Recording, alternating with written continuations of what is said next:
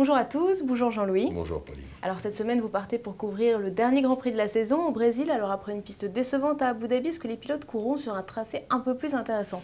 Eh bien, Interlagos, dans la Badia de São Paulo, c'est exactement le contraire d'Abu Dhabi. Abu Dhabi, c'est une merveille d'architecture moderne autour du circuit, mais la piste est vraiment pas terrible. Interlagos, c'est l'inverse. Alentour du circuit, c'est la banlieue la plus cataclysmique de São Paulo. Ça a poussé des immeubles, des trucs de tous les côtés, il y a un monde de dingue. C'est vraiment pas terrible. En revanche, la piste, elle, est un véritable petit bijou, avec des courbes importantes, descentes, montées, nécessitant beaucoup pour les moteurs.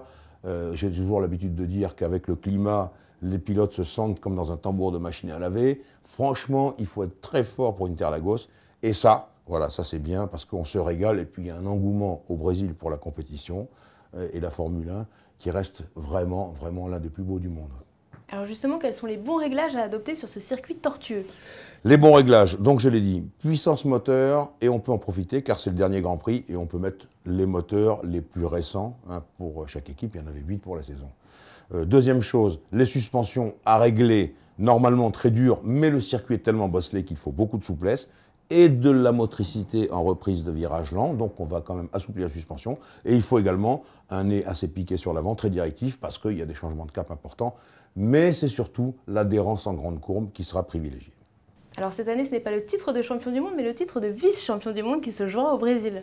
Vous voulez qu'on fasse des paris? Allez, alors je parie sur Button quand même, parce que je pense qu'il va pouvoir se débrouiller, et puis c'est surtout le mieux placé. Je pense même que Hamilton pourrait l'aider. Et j'espère aussi que Mark Webber va gagner son premier Grand Prix de la saison, mais ça me paraît difficile. Alors quand on Formule 1, on pense au Brésil, on pense inévitablement à Ayrton Senna. Oui, parce que, toujours pareil, la tombe d'Ayrton Senna est située à Morumbi. Morumbi, c'est le grand cimetière de São Paulo, qui est sur la route entre São Paulo et Interlagos. Et évidemment, chaque année, au moment du Grand Prix, non seulement les polistes vont se recueillir sur la tombe, mais aussi une grande partie du microcosme de la Formule 1. Alors cette semaine avait lieu à Abu Dhabi les tests pour les rookies. Il y avait 3 Français sur place. Alors qu'est-ce que ça a donné? Pas mal pour Jean-Éric Vergne, toujours meilleur temps, tous les jours, mais forcément c'était la Red Bull Renault.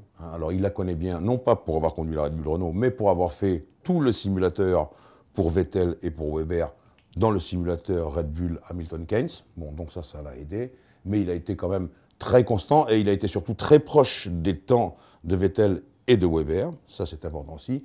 Jules Bianchi lui a abattu un boulot de 3 jours sans s'arrêter avec des tas d'appareils de mesure sur sa Ferrari, mais il était toujours deuxième derrière Gève, derrière Jean-Éric Vergne, donc là aussi un bon point. La Ferrari bardée d'instruments, c'était très spectaculaire à voir.